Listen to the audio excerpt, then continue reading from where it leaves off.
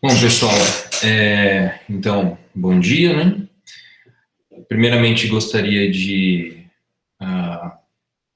desejar que todos sejam muito bem-vindos aí ao nosso curso de equações diferenciais. Mais um semestre, a gente tem que se manter distante, não é algo particularmente que eu tenho apreciado aí com respeito às aulas, né? Porque eu acredito que o contato entre a gente, né, o professor, o aluno, tirar dúvida ali na sala, o dia a dia nosso é muito importante, mas essa situação que a gente está vivendo faz com que essa distância seja necessária, né? Então, sendo assim, né, vamos tentar aproveitar da melhor forma possível esse ambiente virtual aí que a gente tem disponível para as nossas aulas. Bom, essa aqui é a primeira aula, deixa eu só fazer um comentário. Eu acabei de autorizar alguém aqui a entrar na sala. Tudo bem, essa aqui é a nossa primeira aula, mas eu pediria para vocês que vocês entrassem nessa sala aqui utilizando o login da Unicamp. Dessa forma, eu não preciso ficar autorizando ninguém, e daí a gente tem certeza que é aluno, tá? Então, eu pediria que vocês sempre se mantivessem conectados aí com o login da Unicamp. Ok. Tá, então, antes da gente começar o curso propriamente dito, eu vou só apresentar um pouco da ideia aqui da disciplina, como é que vai ser a avaliação, o material que a gente vai usar, etc. Isso daqui está tudo disponível no site aí da disciplina, tá? É o meu site mesmo, vocês podem entrar lá no padrão Tilda de Novaes, né? Você entra em ensino, equações diferenciais ordinárias, e aqui está todo o programa da disciplina, tá? Então, isso aqui é uma disciplina de sigla dupla, a gente tem o pessoal da graduação, o pessoal da pós-graduação, então fica atento, porque as provas são as mesmas, mas os critérios de avaliação são diferentes, tá? Então, mesmo as pessoas que estiverem matriculados nos dois, né, como aluno especial, então fica atento a isso. Aqui está o link permanente aqui da nossa sala, acho que vocês estão aqui, então vocês encontraram esse link, né? Bom, aqui é a ementa, né, os créditos. As nossas aulas serão síncronas, né, segunda e quarta-feira, das 8 às 10. Para quem fez topologia o ano passado comigo, eu disponibilizava as aulas, né? Bom, isso foi uma situação emergencial que a gente estava tentando entender ainda como fazer as coisas, né?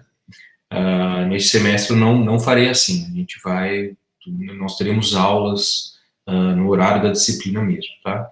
Então, peço que a participação de vocês é importante para a gente poder tentar de alguma forma interagir, né? Para tentar desenvolver essa disciplina da melhor forma possível. Eu pensei nos atendimentos, a princípio, às terças-feiras, da 1 às 4, tá? Da 1 às 2, tá? Então, isso vai ser um momento que eu estarei dentro dessa mesma sala aqui, tá? Se não tiver ninguém na sala, eu vou ficar com ela logada, com ela aberta, fazendo minhas coisas, e eventualmente, se alguém quiser entrar, entra e tira dúvida, tá? Isso daqui, vamos tentar começar dessa forma, tá? Dependendo da participação de vocês, né, e da utilização desse horário de atendimento, a gente pode mudar o esquema, né? Ao invés de eu deixar um dia fixo, se não for interessante para todo mundo esse dia aqui, a gente pode começar a fazer os atendimentos com horário agendado, tá? Como vocês me mandam um e-mail, eu já quero tirar dúvida, e a gente marca horário e a gente conversa, tá? Sem problema nenhum. Mas, a princípio, vamos manter as terças-feiras, só para facilitar aqui minha agenda da semana, tá? Depois, mais para frente, se a gente precisar flexibilizar, esse horário a gente flexibiliza. Aqui eu já coloquei as listas de exercícios, tá? Para as 3 provas, então a gente vai ter 3 avaliações, como eu vou mostrar aqui embaixo, né? Tem as datas, tudo certinho. E aqui são as listas para essas provas, tá? Então, pode clicar aqui, vai abrir um PDF dentro do Google Drive, e tem os exercícios aqui referente ao conteúdo que será cobrado na primeira prova. Tem uma observação aqui em cima em vermelho, que é que essa lista ela pode ser alterada, tá? Então, fiquem sempre atentos à lista para ajudar vocês. Qualquer alteração, essa lista pode ser alterada tanto para incluir alguma coisa, quanto para alterar algum exercício. Se eventualmente eu descubro que aqui está faltando, ou está faltando uma hipótese aqui que alguém percebeu, o exercício está errado, né? Então, isso aqui pode ser alterado. E eu vou tentar fazer com que essas alterações sempre fiquem em vermelho, para vocês perceberem mais fácil quais são as diferenças, né? Então, se eu alterei alguma coisa, vai estar em vermelho, né? A não ser coisas que não alterem absolutamente em nada a matemática. Correção de português, posso alterar, não vou colocar em vermelho. Mas se alterar alguma coisa matemática ou incluir algum exercício, eu incluo em vermelho para ser mais facilmente identificado, ok? Então, a gente já tem as 3 listas aqui. Aqui são as avaliações. A gente tem 3 provas e, eventualmente, um exame, pessoal da graduação. Uma prova dia 26 de abril, uma prova dia 26 de maio e uma prova dia 28 de junho, tá? Então, essa daqui é nossa primeira aula. Estou colocando essas datas de provas para vocês. Eu imagino como essa aqui é a primeira aula desse semestre, né? Estamos segunda-feira, dia 15, 8 horas da manhã. Então, acredito que eu sou o primeiro professor que está agendando as provas, né? Então, só se atentem aí com as outras disciplinas, caso haja alguma interseção aí, mas eu acredito que não, porque os horários estão diferentes também, né?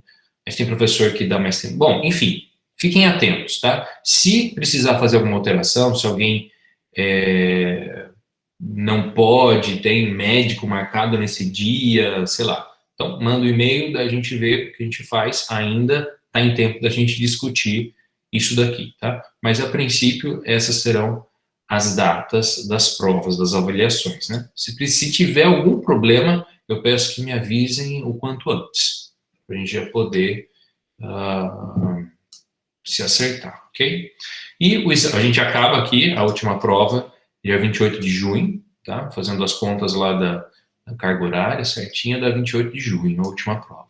E o exame da graduação, se for necessário, é para dia 19 de julho, tá? Então, tem bastante tempo aí entre a última prova e o exame. O cálculo da média dos conceitos aqui, né? Então, primeiramente, todo mundo obtém, independente se é graduação ou pós-graduação, todo mundo tem esse MS aqui, que é simplesmente uma média ponderada aí das nossas 3 avaliações, né? P1 mais 2P2 mais 3P3, dividido por 6, tá?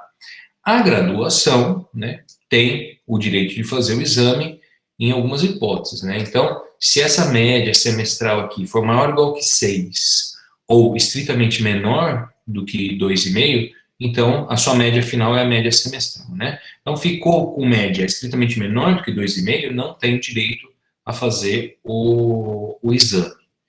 E ficou com média maior ou igual que 6, então essa é a sua nota, ok?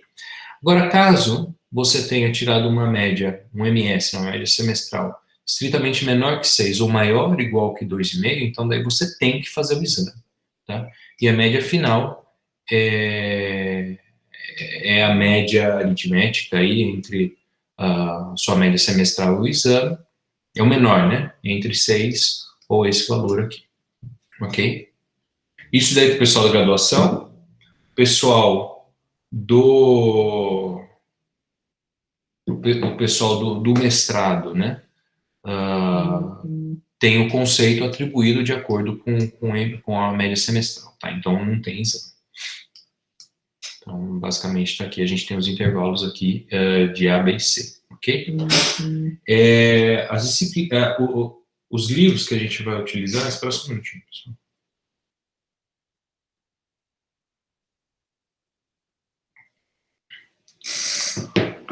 Os livros que a gente vai estar utilizando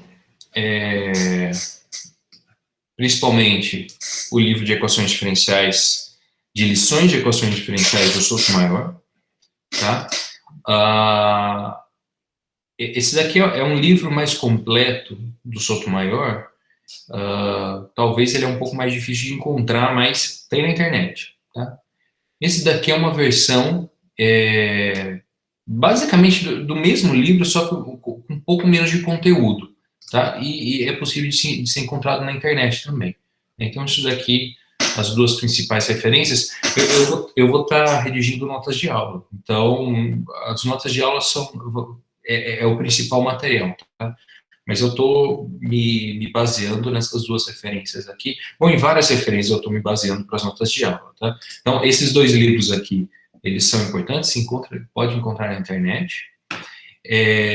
O livro do Luiz Barreira e da Cláudia Valls, a gente também vai utilizar, ele é um livro bem direto, assim, de fácil comunicação com o leitor, então é interessante, vocês podem utilizar ele também como livro-texto. Algumas das demonstrações que a gente vai fazer aqui, talvez, são um pouco diferente do que tem lá, tá? Mas, enfim, dá para utilizar essa referência aqui também. Então, esses três aqui são os principais, tá? Pra gente, se alguém quiser seguir alguma referência. Agora tem o livro do Hartmann, o livro do Yale, do Ciccone, que são todos livros ótimos aí, de equações diferenciais, e esses em inglês, tá bom? Esse livro 3 aqui, do Barreira e da Valls, também tem versão em inglês dele, se alguém preferir, se alguém sentir necessidade. Ok, então o livro do Ciccone, Duarte, isso aqui são referências adicionais, tá? Se alguém quiser tá dando uma verificada, também é interessante. Esse livro aqui é muito bom também, como livro-texto. E tem um livro do San Martin aí, do Luiz San Martin, nosso professor do IMEC, que é o livro de grupo de Lie dele. Aqui a gente não vai usar propriamente o livro, o conteúdo do livro, mas a gente vai usar um conteúdo do apêndice em algum momento da disciplina, tá? Então, tem aqui, se alguém precisar, nesse momento aí, dar uma olhada nesse apêndice, tá? Então, estou deixando explícito que é o apêndice A desse grupo aqui. Aqui tem alguns materiais complementares, tá? A gente vai precisar um pouco de Arzela Ascoli, eventualmente sobre grupo de matrizes, então aqui tem uma introdução, se alguém sentir necessidade, e aqui está o livro do San Martin sobre grupos de Lie, tá? Até então eram notas de aula essa versão, mas ele publicou esse livro aí, se alguém quiser comprar, recomendo, é muito bom. Ok, e aqui tem alguns links importantes, o link do Classroom, tá? Do Google Sala de Aula, a gente vai utilizar esse meio aí de comunicação, apesar da gente ter todo o programa da disciplina aqui no meu site, eu vou estar me comunicando com vocês pelo Classroom. Então, ao final das aulas, eu vou disponibilizar lá o vídeo da aula, tá? Então, eu não sei se todos já... Bom, na verdade, eu acabei de aceitar ser responsável pela sala, então nem sei se vocês estavam vendo essa sala, mas imagino que agora vocês possam entrar lá e aceitar entrar na sala. Enfim, acredito que já está certinho lá para vocês. Para o pessoal da pós-graduação, eu acabei de adicionar vocês nessa turma lá, porque como é sigla diferente, eu acho que não aparece para vocês automaticamente. Apareceria uma outra turma, que seria a MM456. Mas eu já adicionei vocês aqui para a gente ter um único canal de comunicação, tá? E eu coloquei um outro link aqui, que é a licença do matemática. Assim, nas vezes que eu dei essa disciplina de equações diferenciais, eu não utilizei recursos computacionais, tá? Eu fazia desenho na mão mesmo, estudava algum exemplo na mão. Como a gente está nesse ambiente virtual aqui, a gente pede por um lado interação aí interação entre aluno e professor, mas a gente pode ganhar por outros meios também, né?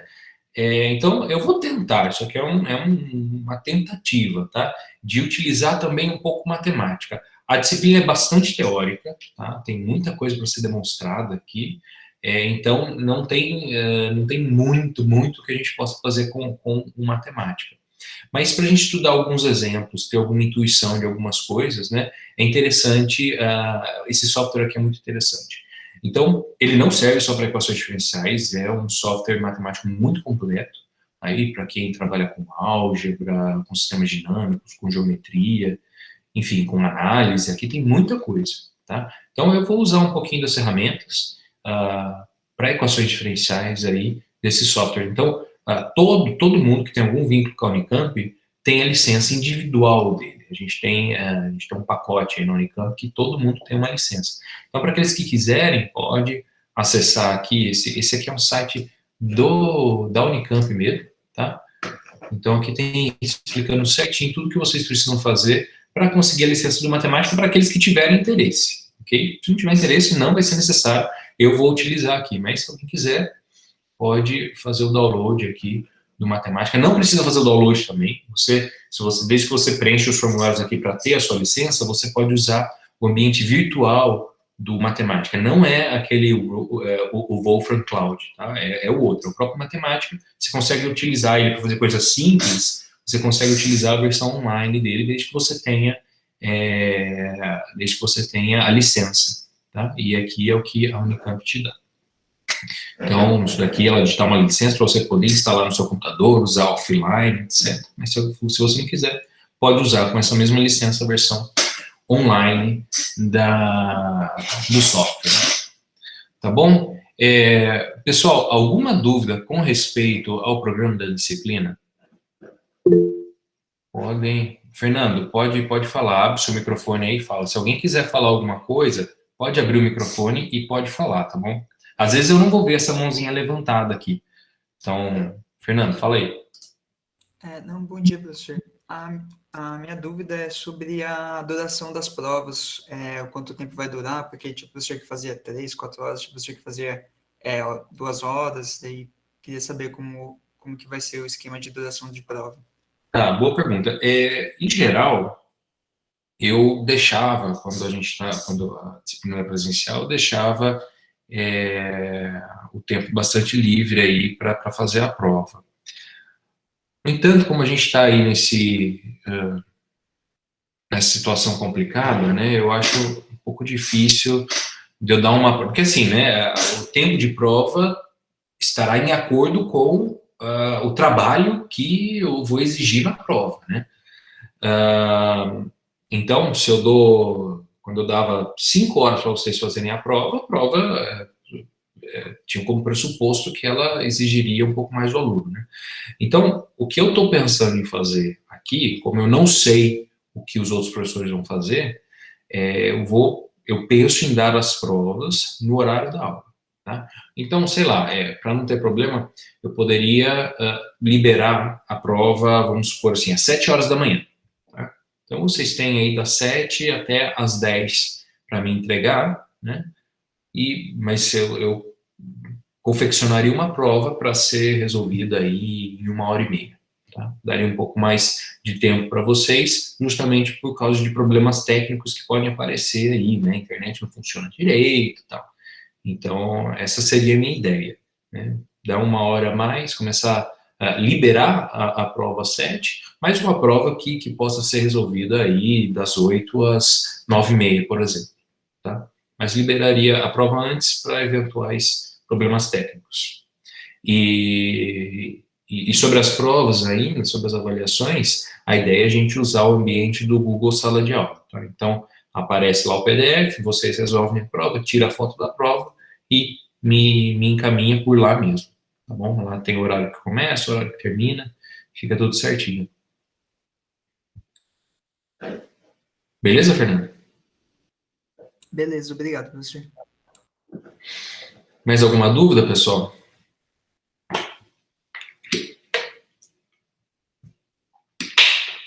Ok. Professor? Oi, fale. Eu tenho algumas dúvidas. A primeira é sobre esse Google Sala de Aula. eu não estou inscrito em nenhuma turma de equações diferenciais. Já era para estar inscrito? Olha, eu acabei de aceitar a turma, tá? Então, talvez se você entrar lá no Google Classroom, você vai conseguir ver a sala lá agora. Ou eu posso estar mentindo, não sei. Mas é para estar lá, tá? Não sei se você consegue dar uma olhada agora, mas deixa eu só. Tá vendo? Para mim apareceu aqui, ó. Não, cadê? Não encontrei, apareceu aqui, ó, nas suas músicas. Meu Deus. Cadê, gente? Aqui, né? MA456, ó. Então é para ter aparecido essa janelinha para vocês lá. Aqui, ó, tá só com o pessoal. E eu adicionei. Bom, se não aparecer até hoje, eu vou adicionar todo mundo, tá bom? Mas teoricamente. Você chegou a dar uma olhada agora? Eu dei uma olhada agora, eu ainda não estou em nenhuma, nem da graduação, nem da pós. Tá, eu vou fazer o seguinte, eu vou incluir todo mundo assim que acabar a aula, ok? Eu tenho a lista de e-mail de vocês, eu jogo a lista aqui e vocês provavelmente vão receber um e-mail para aceitar o convite da sala, tá bom? Beleza, obrigado. Obrigado a você por me comunicar disso daí. Agnaldo, você falou que você tinha mais dúvidas? Essa é a única? Bom, a segunda pode ser um pouco adiantada, mas eu estava dando uma olhada na lista e tem alguns exercícios aí do terceiro livro, né? O Barreira e Valve. Isso. E aí eu estava dando uma olhada na internet e encontrei só a versão em inglês. Aí eu não sei se existe uma relação entre os exercícios, se pode ter alguma mudança. Olha, é para ser os mesmos, tá? Os exercícios deveriam ser os mesmos, porque eu devo ter prestado atenção nisso daí. Mas eu vou me certificar e daí, se não for, eu comento, ok? Ok. Mais alguma dúvida? É só isso. Muito obrigado. Ok. Mais alguma dúvida com respeito ao programa da disciplina? Se não, eu vou compartilhar com vocês aqui as notas de aula.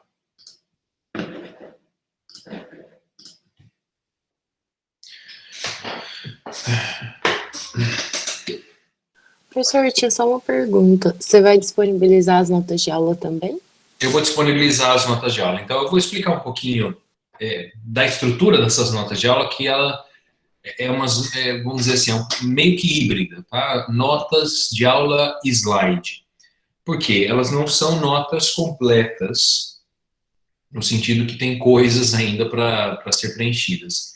Porque eu vou tentar, né? Eu vou tentar usar isso daqui como uma base para a gente não ter que escrever tudo como se o meu tablet aqui fosse uma lousa, mas para a gente poder também desenvolver alguns argumentos aqui, tá? Então, isso que eu queria comentar de como é que a gente vai fazer essas aulas, tá? Isso aqui é um teste, né? Eu vou tentar começar dessa forma, vamos ver como que vai se sair. Então, a ideia, eu tenho alguma teoria já adicionada nesses slides, nessas notas aqui, e eu vou complementar aí no decorrer da aula, tá? Então, ao final de cada aula, eu vou disponibilizar a nota comentada, vamos dizer assim, a nota com o que a gente discutiu, com o que a gente colocou aqui durante a aula, tá? Então, eu poderia até disponibilizar previamente para vocês, mas são notas incompletas, tá? Então, acho que é mais interessante eu estar disponibilizando depois da aula, ok?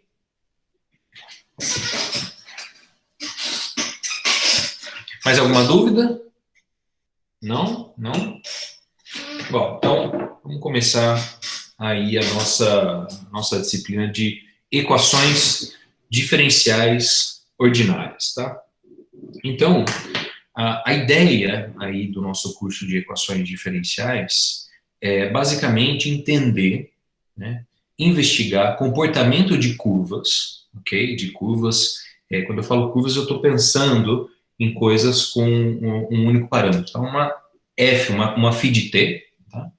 Em determinados espaços, eu quero entender o comportamento dessas curvas, conhecendo propriedades das suas derivadas, tá? Então, basicamente, essa é a ideia das equações diferenciais, tá? Então, aqui a gente não quer resolver equações diferenciais. Vocês devem ter feito um curso aí, dependendo o pessoal do bacharel fez aí cálculo 3, né? Em cálculo 3 a gente vê infinitas maneiras de se resolver uma equação diferencial. Separável, né? Variação de parâmetros, se é linear homogêneo, se é linear não homogêneo, com parâmetros variáveis, etc. Então, lá a gente aprendeu um montão de técnica para resolver essas equações. No entanto, apesar desse monte de técnica, o número, né, a quantidade de equações diferenciais que você pode fazer ali, algumas manipulações algébricas, de obter, de fato, a solução explícita dela, com base em funções elementares, aqui eu chamo de funções elementares seno, cosseno, logaritmo, exponencial, polinomial, etc. Tá? O número de equações diferenciais que você consegue obter solução explícita é ínfimo. Tá? Então, se você escolhe uma equação diferencial, você está estudando um problema lá que vem da biologia, não sei o quê, e pá, apareceu uma equação diferencial para você porque você modelou alguma coisa. A probabilidade dessa equação que você está estudando, se ela de fato for uma equação real, né, vamos dizer assim, modelar com alguma grau de realidade o que está acontecendo, a chance de você conseguir resolver essa equação diferencial, obter uma solução e falar, isso aqui é o que está acontecendo, é zero. Tá? A chance de você conseguir, de fato, uma expressão explícita para essa solução é zero. Tá? Então, o que eu quero dizer é que a gente tem que desenvolver técnicas, a gente tem que estudar técnicas, entender técnicas, para que a gente consiga entender o comportamento dessas curvas, né? Essas curvas podem modelar crescimento populacional, essas curvas podem modelar a posição de determinada partícula no espaço, né? Então, eu preciso entender essa evolução, né? A evolução dessa trajetória, que a gente vai chamar de trajetória, sem, de fato, ter que ter a expressão dela. Então, eu quero olhar uma equação diferencial e tentar entender o comportamento das soluções dessa equação diferencial, sem ter que necessariamente resolver essa equação diferencial. Né? Então, a teoria, né, o que está por trás, a matemática por trás desse tipo de estudo é chamado de teoria qualitativa das equações diferenciais. A teoria qualitativa dos sistemas dinâmicos aparece de várias formas. Né? Então, a ideia é a gente desenvolver técnicas, entender técnicas que nos permitam entender o comportamento das soluções das equações diferenciais sem necessariamente resolver essas equações diferenciais. Tá? Então,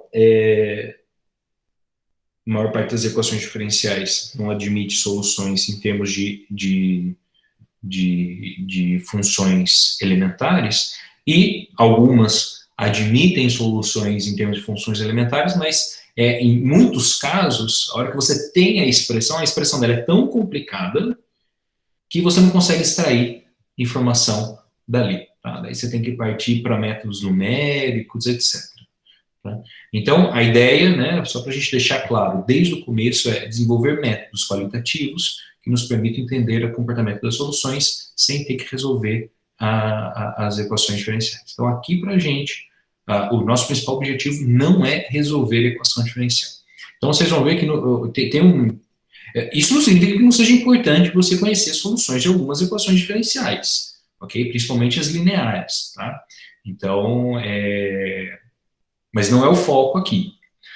Então, os primeiros exercícios da lista 1, vocês vão ver que, na verdade, é uma coleção aí de exercícios de alguns livros, que é basicamente para a gente retomar aí algumas técnicas de resolução de equações diferenciais, só para vocês voltarem a se familiarizar um pouco com esse objeto, tá? Mas a ideia aqui não é resolver equação diferencial, a gente não vai ficar estudando técnica de resolução de equação diferencial, porque a gente parte do pressuposto aí que resolver a equação diferencial é muito difícil, e na maioria dos casos a gente não consegue fazer. Então, tem que desenvolver outra técnica para conseguir entender o comportamento dessas soluções, tá?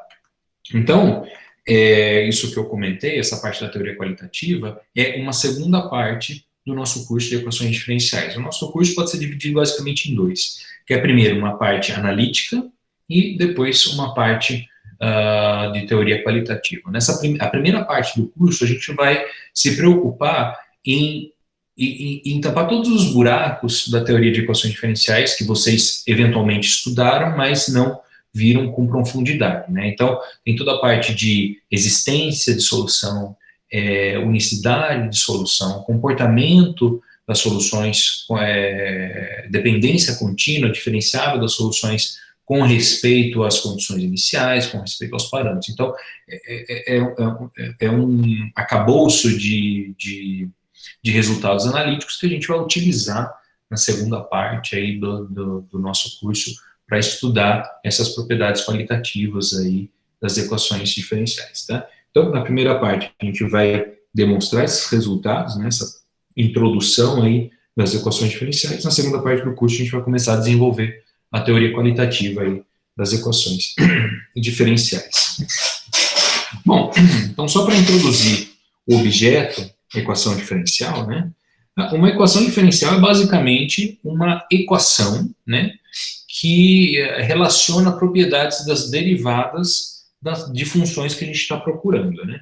Então, isso daqui para a gente vai ser uma equação diferencial. Aqui, só para a gente estabelecer a notação, né, esse parênteses K que está aparecendo aqui denota derivada, tá? Então, por exemplo, notações para derivadas, né? Então, aqui, dx dt de t é equivalente a x' de t, que é equivalente a x ponto de t, né? Então, isso aqui para a primeira derivada, se aparecer linha, se aparecer ponto, se aparecer dx dt, eu estou falando da derivada de uma função com respeito a uma variável, no caso aqui, t, né? Então, por exemplo, a segunda derivada, a gente denota também de maneira similar, isso aqui é equivalente a x duas linhas de t, equivalente a x dois pontos de t, tá? Isso, em geral, para a primeira e para a segunda derivada, vocês vão encontrar esse tipo de notação na literatura, tá? Até para a terceira derivada, utiliza ponto ou linha. A partir daí já começa a ficar um pouco difícil, tem que ficar contando os risquinhos ali em cima. Então, o nosso olho enxerga muito bem até três objetos a gente identifica, né? 4, dependendo do tamanho deles, já começa a ficar difícil, né?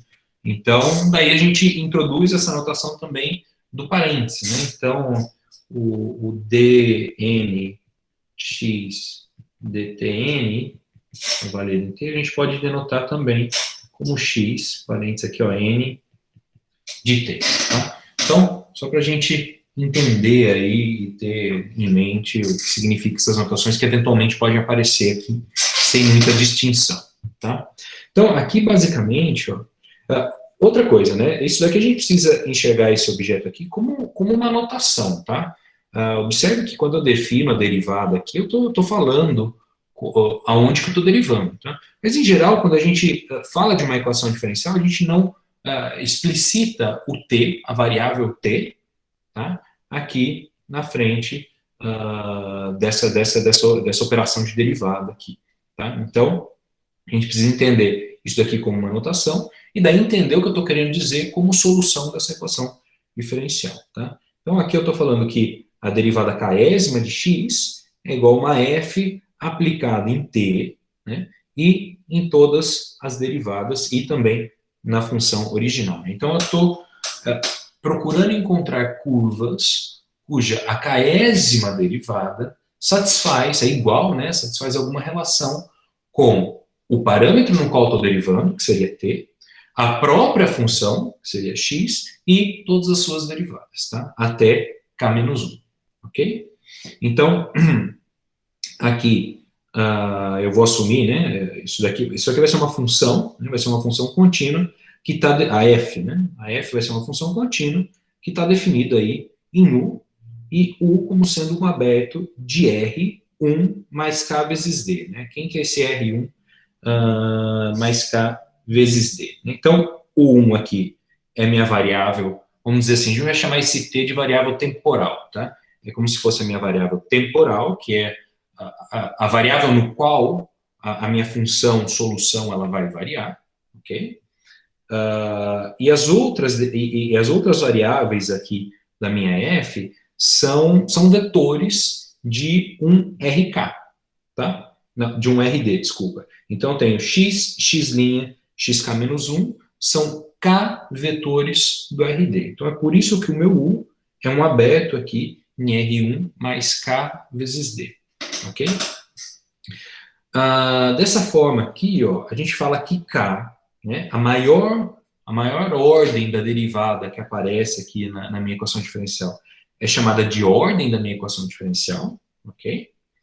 E D, né, que é o espaço, a dimensão do espaço euclidiano que cada uma dessas variáveis vive, né, tanto a função, né, quanto as derivadas dela, é chamada de dimensão da minha equação diferencial, ok? Então, essa aqui é uma equação diferencial de ordem K e dimensão D, que é o espaço, a dimensão do espaço onde a minha curva solução vai existir, ok? Tem uma outra notação, terminologia que a gente usa aqui, que é equações diferenciais autônomas e equações diferenciais não autônomas. E agora vocês vão entender por que o T não aparece aqui na frente do X. É basicamente para a gente não confundir, tá? Então, se a minha função f não depende explicitamente da minha variável t, né? Ou seja, essa função f aqui, ela seria constante nessa primeira variável aqui, então a EDO é chamada de uma equação diferencial autônoma. As equações diferenciais autônomas, elas também são chamadas de campos vetoriais, elas podem estar associadas a campos vetoriais, a gente vai ver que é a mesma coisa, tá?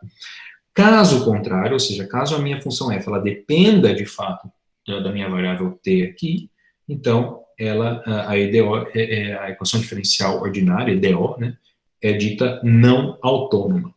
Ok? Então, a hora que você olha de fato para uma equação diferencial, se você não coloca ela dessa forma bonitinha aqui, e você eventualmente considerasse x como sendo t, você poderia enxergar o t ali na equação e supor que ela é uma EDO não autônoma, tá?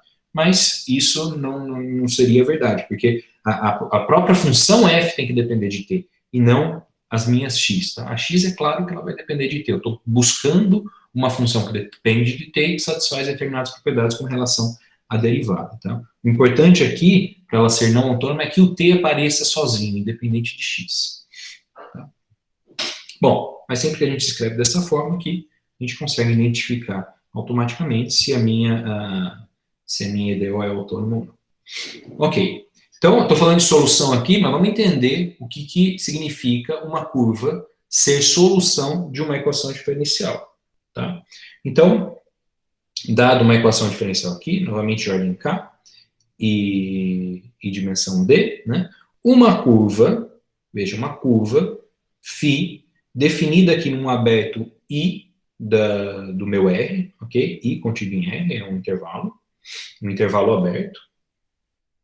Desculpa, aqui eu coloquei só aberto, tá? Mas não, aqui está intervalo aberto, achei que não tinha escrito.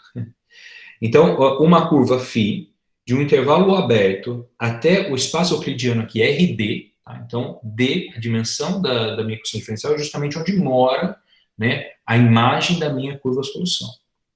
Então, essa curva aqui, K vezes diferenciável nesse aberto aqui, é dita solução da minha EDO se satisfaz essas duas propriedades aqui, né?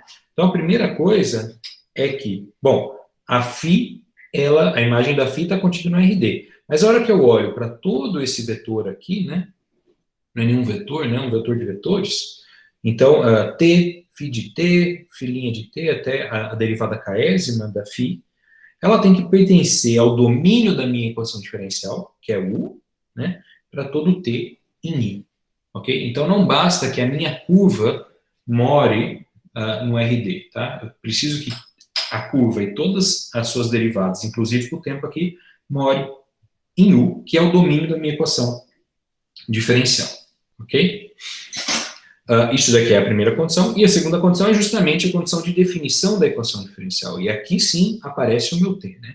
Então, a hora que eu faço a késima derivada dessa minha equação, dessa minha curva, né, dessa minha função, Então, a késima derivada dela tem que, de fato, ser a minha função f aplicada em t, na própria função φ e nas suas derivadas. Tá? Então, isso aqui, quando eu falo de equação diferencial, isso aqui é simplesmente uma notação, né, que alguém poderia pensar como abuso de notação, porque não aparece a minha variável t aqui na frente da minha derivada, ok? Né? Mas isso aqui a gente entende como uma notação.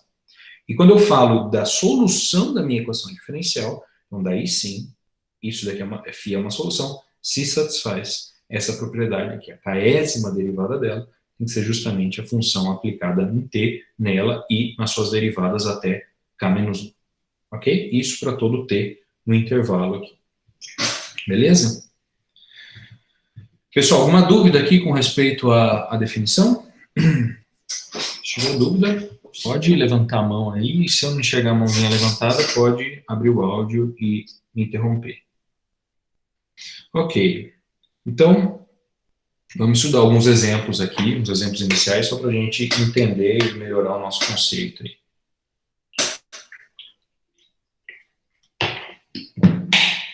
Então aqui eu não vou dar uma equação diferencial, eu vou dar uma curva. E eu vou verificar se essa curva é solução nos termos da definição anterior de alguma equação diferencial. Tá? Então, por exemplo, né, para uma curva ser solução, precisa verificar uma derivada. Né? Então vamos ver a primeira derivada dessa função aqui. Né? Na hora que eu calculo a primeira derivada da φ, isso daqui é a vezes x0 EAT, ok? E quando eu olho para esse pedaço aqui, verifico que ele é a minha própria φ, né? Então, isso daqui é A vezes φ de t, ok?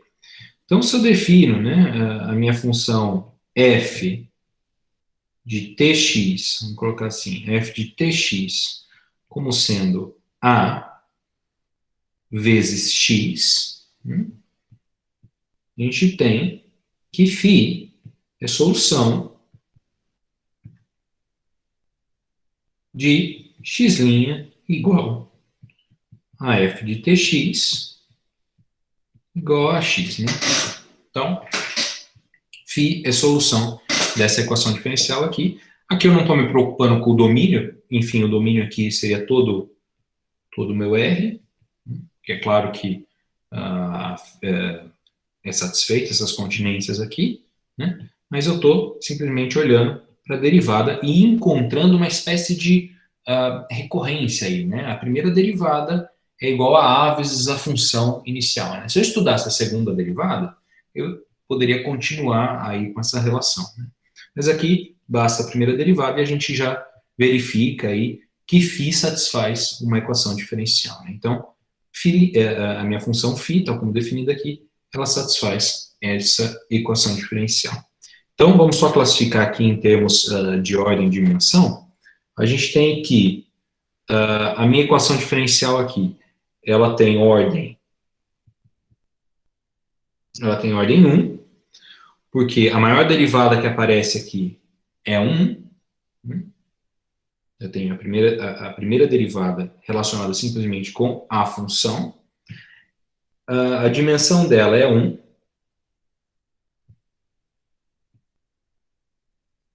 Né? Porque x pertence aos reais e ela é autônoma. Por que ela é autônoma? Porque a f de tx ela não depende de t, tá? Ela só depende de x, ok? Então, isso daqui seria uma equação diferencial de ordem 1, dimensão 1, autônoma, beleza? Vamos ver um outro exemplo aqui. Fazer a mesma coisa, vamos derivar. Isso aqui vai ficar A, ok? Então, novamente, se eu defino o meu ft de x como sendo A, alguém poderia falar assim, poxa, mas não apareceu o x aqui, não tem problema, vai ser constante em t e em x, né? Então,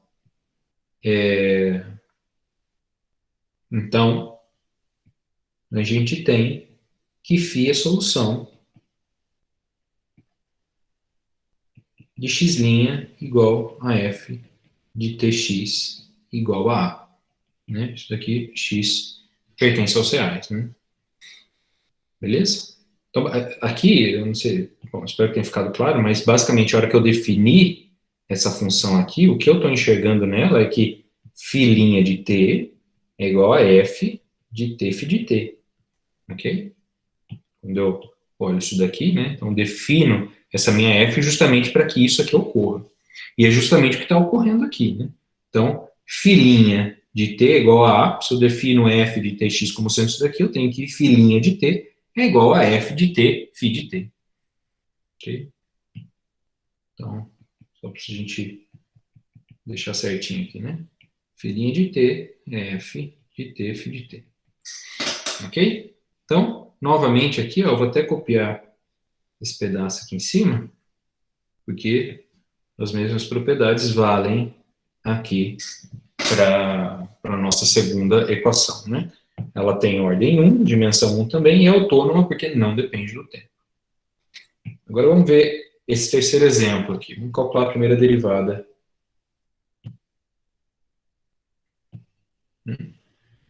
Calcular a primeira derivada, né? A primeira derivada aqui de cosseno de AT vai ficar igual a menos a seno de AT.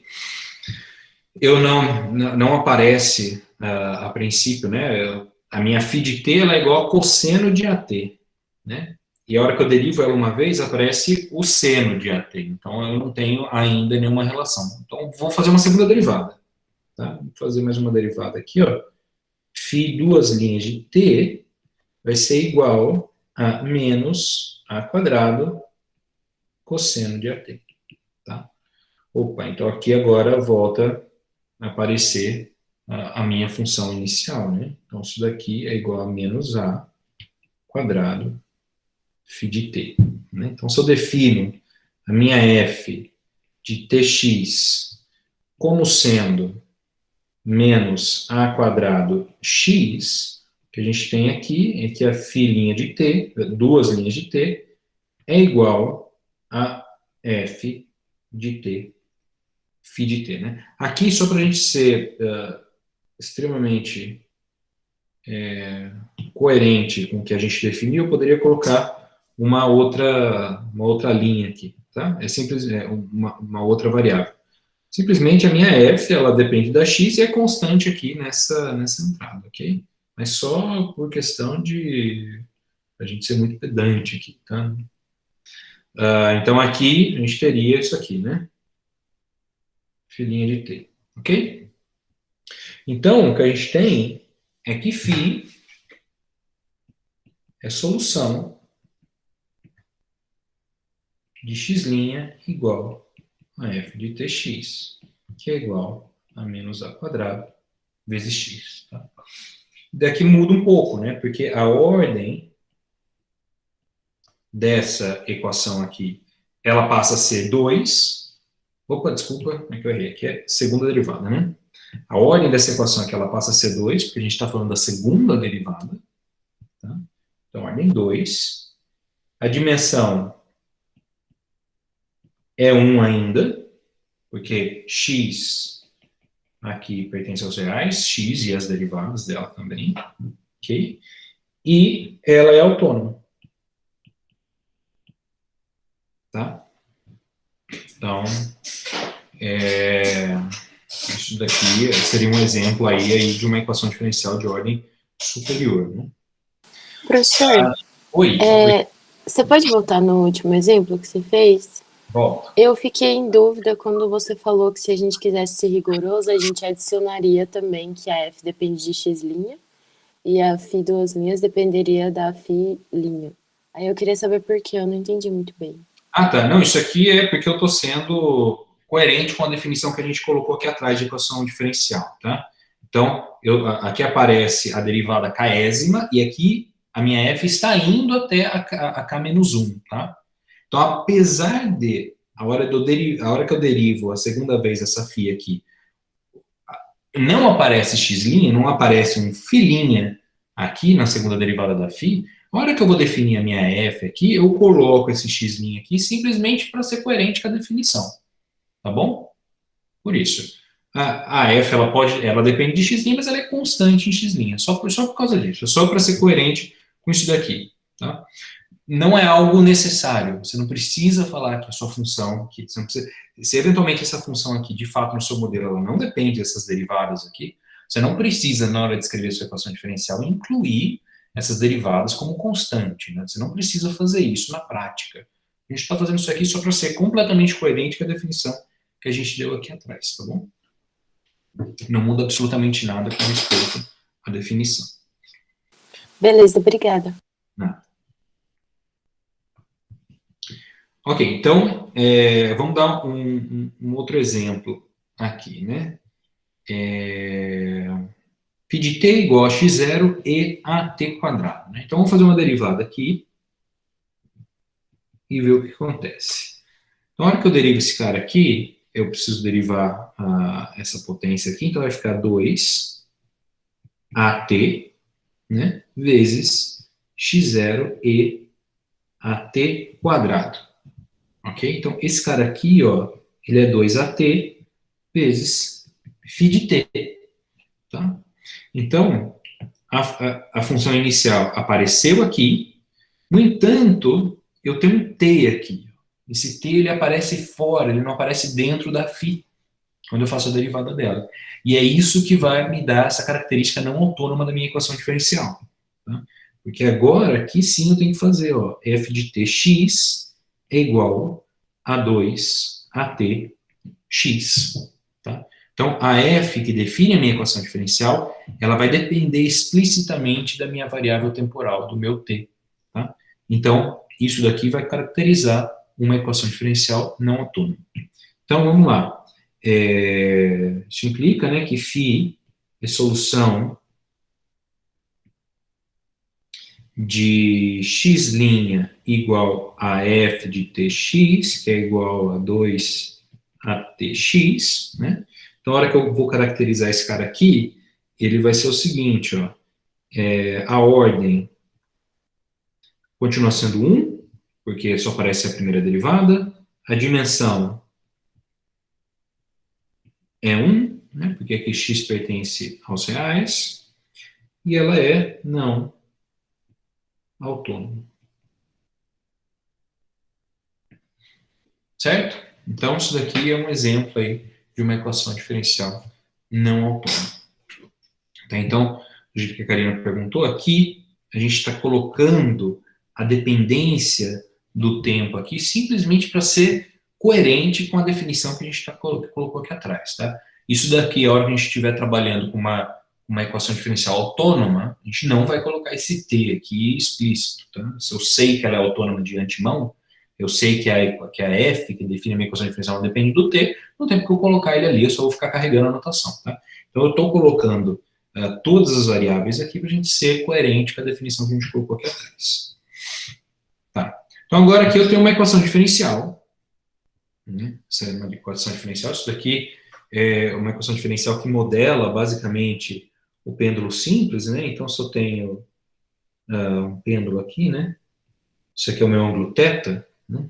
Então, eu tenho a minha G como sendo a gravidade, M é a massa da bolinha aí do pêndulo, e L é o comprimento da haste. Né? Então, sob algumas hipóteses, a haste ela é rígida, né? Esse tipo de coisa. Então, essa daqui é a equação que modela a posição, né? O ângulo aí do pêndulo. Tá? Então, basicamente, dadas as condições iniciais, né, eu quero encontrar o θ de t, né, que fala exatamente qual é a posição do meu pêndulo, que é, vamos dizer assim, ela é estabelecida por esse ângulo aí, né, no tempo t. Né, e a equação diferencial que rege esse movimento é essa daqui. Mas veja só, essa é uma equação diferencial super simples, que descreve o movimento de algo extremamente simples e conhecido, estudado, super clássico, e é uma equação diferencial que já não admite solução. Bom, ela admite solução, mas não admite solução escrita em termos de funções, de funções elementares, tá? Então, deixa eu só mostrar aqui para vocês. deixa eu trocar um pouquinho o que eu estou apresentando para a gente, matemática, mas só para comentar. Vocês estão enxergando? Estão enxergando, né? Deixa eu abrir aqui. Se tiver difícil de ver, algum problema aí, vocês me avisam, tá? Então, ó, tudo aquilo que tem técnica para resolver, que a gente consegue resolver na mão de maneira relativamente fácil, matemática resolve, tá? Então, é por isso que a gente não está preocupado em resolver equações diferenciais aqui, né? Então, vamos ver o que a matemática fala se a gente coloca uma equação diferencial parecida com essa aí do pêndulo, né? Vocês estão enxergando as duas coisas, né? Então, aqui, ó, se eu coloco um dissolve, daí vocês já vão aprender mais ou menos comandinhos aí do matemática, né? Então, se eu coloco aqui, ó, θ' de t, eu não vou colocar os parâmetros, não, só para não complicar muito. Vou colocar aqui, ó, θ' de t igual a menos seno de θ de t, né? Então, a pergunta aqui, então eu vou falar quem que é a variável, que seria a variável espacial, a variável temporal. Então, a pergunta aqui qual é a função θ de t, né, que satisfaz essa relação? Qual a relação? Que a primeira derivada dela com respeito a t é igual a menos o seno, não menos o seno de t, mas menos o seno de θ de t, né? Existe alguma função que satisfaz essa propriedade? A função existe, a gente vai ver que ela existe. O problema é que a gente não consegue descrever ela em termos de funções elementares, né? Então, quando esse problema é muito importante, ou motivado pela equação diferencial, ou motivado por outras coisas, e depois utiliza aqui também, o que é feito é que cria-se funções especiais para descrever essas soluções, ok? Mas essas funções especiais, elas são definidas como sendo solução de uma equação diferencial, por exemplo, né? Então, ela não de fato resolve qual é o seu problema. Aqui, ó, eu errei, eu coloquei uma única derivada, tá? A segunda derivada, eu quero uma função. Se a primeira derivada, veja que aparece uma função relativamente simples aqui, né? Que depende, de fato, de funções elementares. Está aparecendo o arco cotangente da exponencial de t, né? Então, é algo que você ainda consegue descrever ela em termos de funções trigonométricas inversas aqui, tá? Mas, de fato, o que a gente tem aqui, que a gente gostaria da solução, é a segunda derivada. Então, qual é a função θ de t, cuja segunda derivada em t é igual a menos o seno de θ de t, né? Existe alguma coisa? Alguma função que faz isso? Existe. No entanto,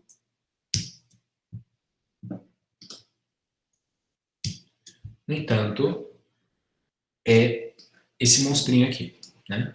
Então, veja que o matemática ele resolve, porque a biblioteca de matemática é gigantesca. Então, ele tem uma biblioteca de funções especiais aqui, que é muito grande, né? No entanto, isso daqui não é uma função elementar, e é uma função que você poderia pensar ela como sendo a própria função definida por essa equação diferencial, né? Então, por exemplo, aqui, ó, esse Jacob Amplitude, né? Amplitude de Jacob. Aqui.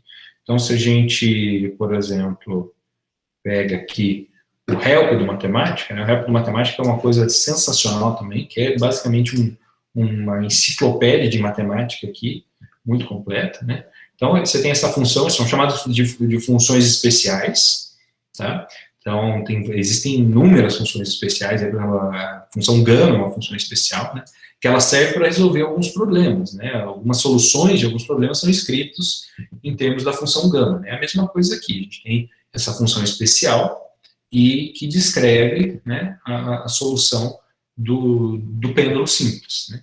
Então, por exemplo, você pode vir aqui e tentar entender um pouco melhor qual que seria a definição dessa função aqui, né? Daí você vê que ela é inversa de uma integral chamada elíptica, tá?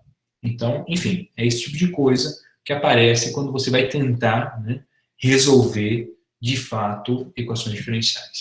É por isso que o nosso objetivo principal aqui não é resolver equações diferenciais, e sim entender o comportamento das soluções sem ter que ter a solução, aniversário da amiga aqui, sem ter necessariamente a solução dessa equação diferencial. Tá, então, vou parar de compartilhar a tela inteira e vou voltar aqui nas nossas notas.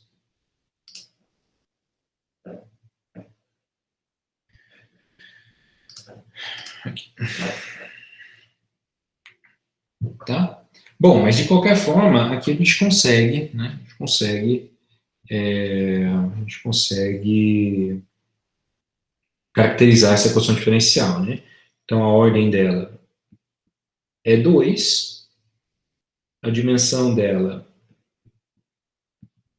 é 1, porque a princípio aqui, né, eu poderia enxergar essa equação diferencial definida numa variedade, por exemplo, num cilindro, tá? Mas aqui a gente está enxergando θ como sendo simplesmente um número real, tá? E ela é autônoma. Ela não depende explicitamente do tempo, né? A minha a f de tθ, que agora seria algo desse tipo aqui, g dividido por L, seno de θ, né? Não depende de t de maneira explícita. Tá? Então, esse daqui é um primeiro exemplo de uma EDO que não admite solução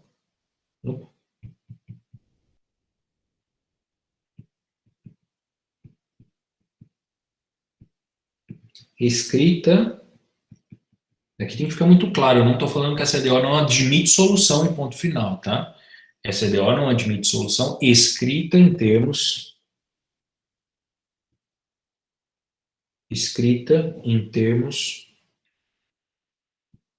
de funções elementares, tá? Então aqui funções trigonométricas, log, exponencial, polinomial, etc, tá? Então, cuidado com esse não admite, tá? Vou colocar entre aspas aqui, que admite solução, a gente vai ver que ela admite solução, só que a solução não pode ser escrita em termos de funções elementares, ok?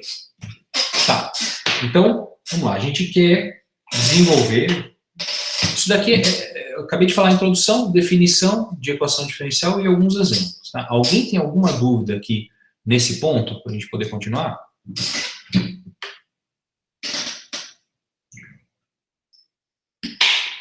Entendo que não. Então, agora o que a gente vai fazer é querer desenvolver a teoria, a análise, né, por trás desse objeto aqui, que são as equações diferenciais. Tá? Então, eu vou querer justamente demonstrar os resultados de existência de solução, de unicidade de solução, quais são as hipóteses sobre a minha função f para que exista solução ou não, etc. Tá? Então, aqui a gente tem uma classe ainda muito grande de equações que a gente trabalha, né? Porque essas equações, elas dependem de uma ordem, ela tem uma ordem, e ela também depende de uma dimensão, e se é autônoma ou não. Tá? Então, a princípio, a gente vai dar os resultados sem se preocupar se a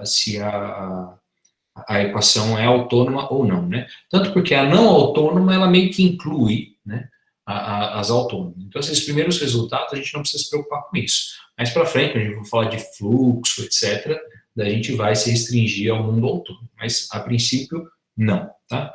A dimensão não é algo muito importante aqui, porque, enfim, se você aumenta a dimensão, você ainda está num espaço euclidiano, tal como a gente definiu aqui atrás. Tá? Então, se a minha dimensão é D, se a minha dimensão é K vezes D, se ela é D ao quadrado, não faz muita diferença, porque a gente está trabalhando numa situação geral aqui de dimensão. Tá? Então, algo que poderia alterar as análises que a gente tem que fazer aqui são as derivadas. Né? Quantas derivadas a gente está fazendo de uma função. Então, se eu quero estudar a primeira derivada de uma função, teoricamente, a princípio, é diferente do que estudar a terceira derivada dessa função. Tá? Então, a primeira coisa que a gente vai fazer aqui é eliminar essa dependência com respeito à ordem. Tá? Então, a gente vai ver que se a gente tem uma equação diferencial de ordem K e dimensão D, a gente consegue transformar essa equação diferencial de alguma forma para uma outra equação diferencial que tem ordem 1. Tá? Então, a gente consegue reduzir o estudo das equações diferenciais de ordem K para o estudo das equações diferenciais de ordem 1. Tá? Isso é simplesmente para economizar resultados, para a gente não ter que ficar dando resultados dependendo da ordem. Né? Então, a gente tem que ter um teorema que faz essa comunicação entre equações diferenciais de ordem 1 e equações diferenciais de ordem arbitrária. A gente vai economizar na ordem, mas a gente vai perdendo a dimensão. Tá? Então, quando a gente transforma, né, a gente vai falar dessa transformação, quando a gente transforma uma equação diferencial de ordem K e dimensão D numa equação diferencial de ordem 1, a gente vai ver que a gente tem que aumentar a dimensão do meu espaço. Tá? Então, eu vou trabalhar sempre, eu vou acabar trabalhando uma equação diferencial de ordem 1 e dimensão K vezes D, onde K é a ordem da equação original. Tá? Então, a gente ganha na ordem, vamos dizer assim, né? Eu consigo reduzir a ordem, só que eu tenho que aumentar a dimensão. Mas aumentar a dimensão não é um problema, porque a gente está trabalhando com dimensão arbitrária aqui, né? A gente estivesse desenvolvendo uma teoria para dimensão 2, por exemplo, né, para equações diferenciais de segundo plano, daí seria um problema. Eu teria que pensar em equações diferenciais, sei lá, no R3. Né? Mas aqui, esses primeiros resultados não dependem da dimensão. Não dependerão da dimensão. Tá? Então, eu não perco nada aumentando a dimensão do meu espaço, a dimensão da minha equação diferencial. Tá? Então, só para a gente entender mais ou menos, antes de entrar de fato na redução, só para a gente entender o que é que a gente está entendendo por redução de ordem aqui. Vamos fazer um exemplo. Vamos pegar o primeiro exemplo simples aqui, uma equação de ordem superior, esse exemplo 3, né? Então, a gente tinha x duas linhas igual a menos a ao quadrado x, né? Então, x duas linhas igual a menos a ao quadrado x. Tá? Então, a ideia aqui é simplesmente a gente dar nome para as derivadas. Tá? Então, eu vou definir aqui, ó, x0 como sendo o meu próprio x, né? Vou indicar que não tem derivada, eu chamo x0. E x1 aqui, eu coloquei 2 pontos, é o meu próprio x, e x1 eu vou chamar pela primeira derivada de x, x', tá? E eu vou tentar encontrar, usando a minha equação original, eu vou tentar encontrar uma equação diferencial agora para essas duas variáveis aqui, x0 e x1. Então, observe o seguinte, ó, x0' é igual, por definição, x0 é x, né? Então, x0' é igual a x', tá? Mas x', por definição, é x1. Então, isso aqui é igual a x1. E agora, x1' é igual a, bom, x1 é x', então x1' é x duas linhas, tá? E x duas linhas eu sei quem que é menos a ao quadrado x, só que x por definição é x0. Tá? Então, veja só, eu vou definir uma equação diferencial numa variável, vamos dizer assim, maior. Né? Minha variável era x, que pertence ao RD, por exemplo. Aqui, nesse caso, pertence ao R. Né? Eu vou definir uma outra variável em R2. Né? Vou pegar, sei lá, um x aqui maior, eu vou definir como sendo x0, x1. Né? Então, eu posso pensar na equação diferencial nesse x grande aqui. Tá? Então, ó, vamos definir esse cara aqui. Vou definir um f caligráfico aqui, ó. Um f caligráfico de t, agora esse x grande aqui, né, cujas coordenadas é x0 e x1. Eu vou definir justamente como sendo esse cara aqui, ó. x1 menos a quadrado x0. Ok? Então, observe que isso daqui o que seria esse cara aqui? É um sistema de equações, né? Eu tenho x0' igual a x1 e x1' igual a menos a quadrado x0. Né? Então, esse cara aqui implica, né? Se eu reescrevo essa equação aqui, esse sistema aqui como uma única equação, usando essa variável aqui, eu tenho que x' é igual a f de tx, né? Então, observe o seguinte, que esse cara aqui era uma EDO, de ordem 1, dimensão 1. Né? É isso que a gente tem aqui.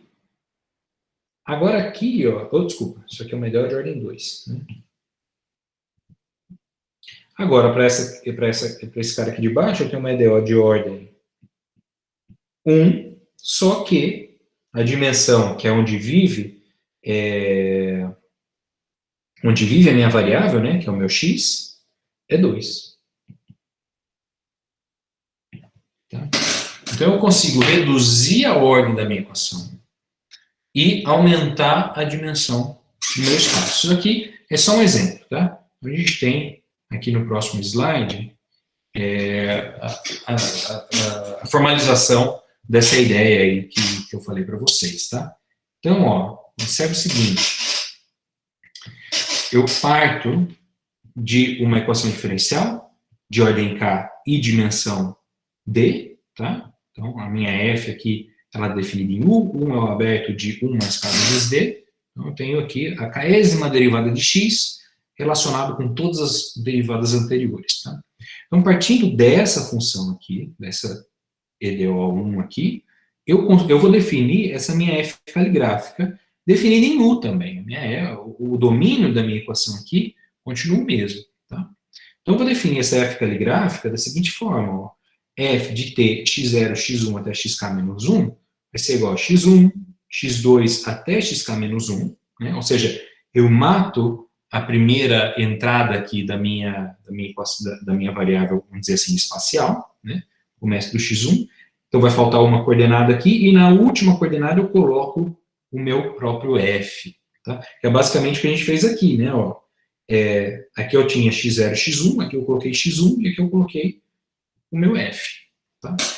Então, é isso que eu estou fazendo aqui. E eu vou considerar essa outra equação diferencial. X', aqui a gente tem um x boldface aqui, né?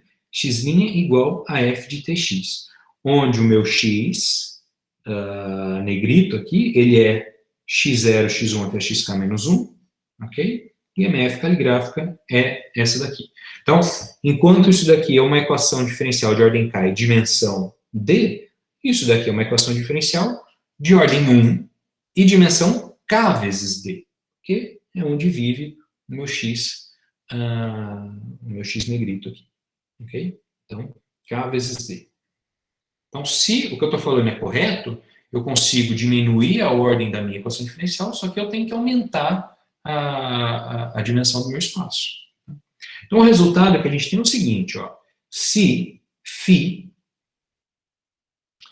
é uma solução da EDO de ordem K e dimensão 1, e dimensão D, desculpa, essa equação aqui, então, a minha φ maiúscula, definida dessa forma aqui, ó, na primeira coordenada eu coloco a própria função φ, na segunda eu coloco a derivada dela, até a derivada késima menos 1, né? Se eu defino essa função φ aqui, então essa função φ maiúscula é a solução da minha EDO de ordem 1 e dimensão K vezes D, 2, ok?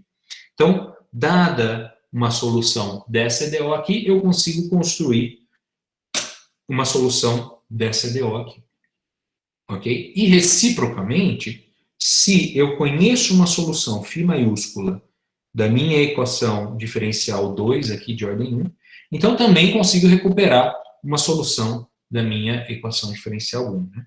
Se eu pego a projeção na primeira... Estou pegando a projeção na primeira coordenada de φ t de x. Né? Eu estou simplesmente pegando a primeira função coordenada lá. Né? Poderia ser a φ1 de t. Né?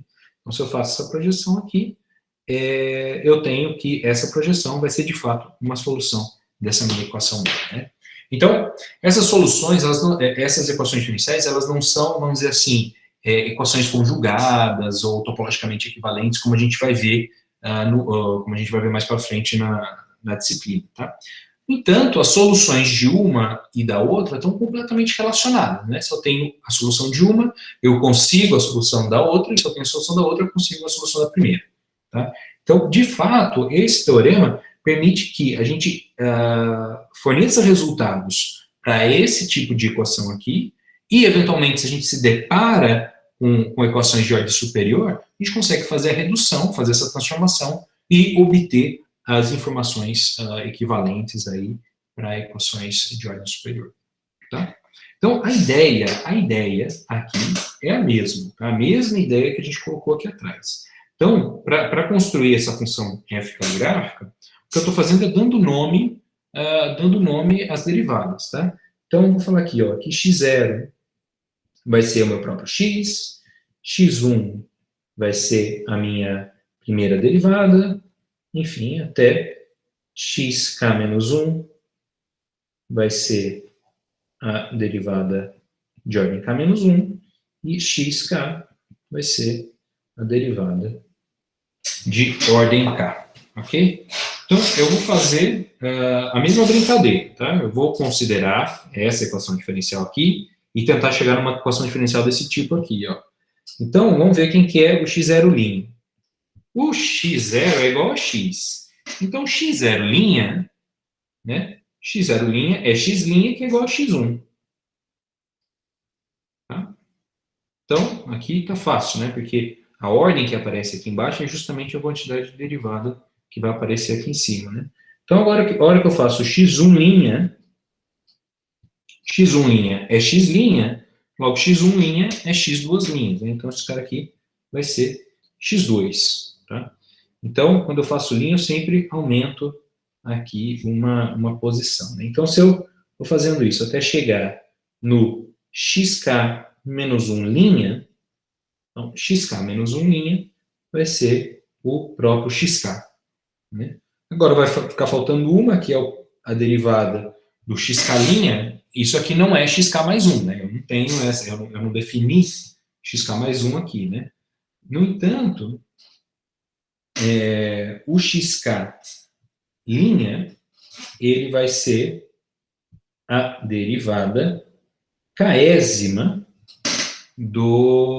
da minha equação. Ah, desculpa, esse cara, peraí.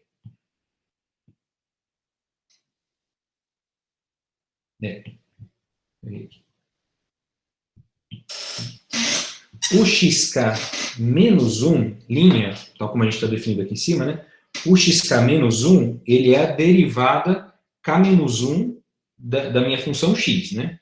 Então, peraí, deixa eu fazer uma anterior aqui. O xk menos 2', esse sim vai ser o xk menos 1, e o xk menos 1', né? Então vamos olhar aqui o que é o xk. O xk menos 1, isso daqui é o xk, a derivada k menos 1 de x, né? Eu estou fazendo mais uma derivada aqui. Então, isso aqui vai ficar justamente a derivada késima de x. Só que a derivada késima de x é a minha equação 1 aqui em cima. Tá? Então, isso daqui é f de t.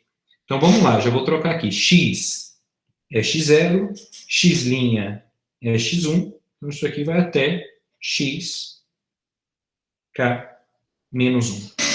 Tá? Então, é por isso que eu estou definindo a minha função f caligráfica como sendo x1, x2, xk menos 1 até, e como último aqui, o f de t, x0 até xk menos 1, esse cara aqui. Tá? Então, é por isso que eu defino a minha f de tx dessa forma, né? Então, x1, x2, 3 pontinhos, xk menos 1, que é o que aparece até aqui, e a última coordenada é f de t, x0, x1, até xk menos 1. Tá? Então, essa é a motivação para a gente fazer essa definição aqui. Tá? Então, a hora que eu pego o meu x, né? Vou pegar o x, não consigo fazer o x negrito aqui, vamos só colocar umas perninhas nele aqui. A hora que eu pego o x como sendo esse cara aqui, aqui vai até k menos 1, mas eu estou começando do x0, então tem o k entradas. Né?